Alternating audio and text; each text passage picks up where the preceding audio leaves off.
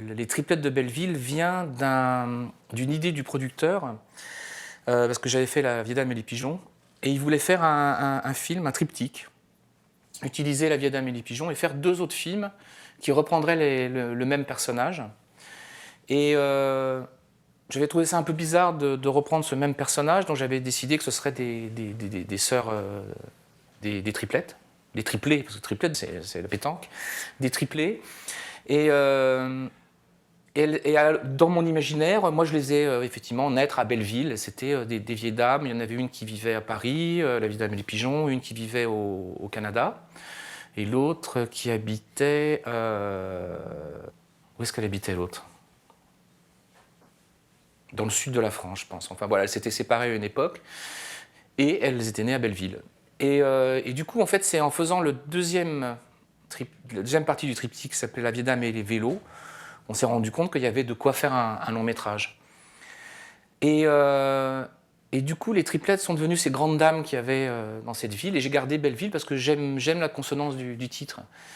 Et puis je me suis rendu compte après, puisque moi j'habitais à Montréal à l'époque, qu'à 250 km de Montréal, il y a une ville qui s'appelle Belleville, et il doit y en avoir une douzaine aux États-Unis.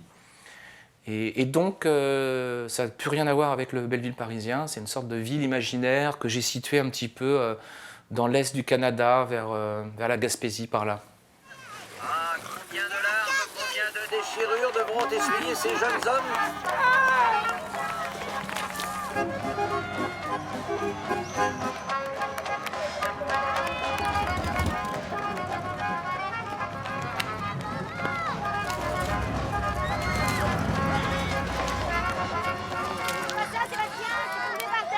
Non, mais surtout, je ne m'adresse pas aux enfants comme, en me disant qu'ils sont un peu niais. Enfin, j'ai toujours un peu cette impression-là que Disney les a pris quand même pour des ballots pendant pas mal de temps, et que les enfants sont capables de voir des films beaucoup plus complexes que ce qu'on pense.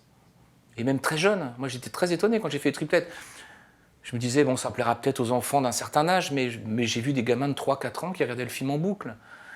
Parce que c'est leur moyen d'expression, c'est le dessin. C'est le dessin, ça. Tout le monde dessine. Tous les enfants dessinent. Tout le monde devrait continuer à dessiner, mais tous les enfants dessinent. Et forcément, de voir un dessin qui se met à vivre, ça touche des cordes que d'autres techniques, à mon avis, ne font pas vibrer. Comme, je pense que la technique de l'animation par ordinateur CGI, ça ne touche pas de la même façon. Parce que là, c'est des marionnettes.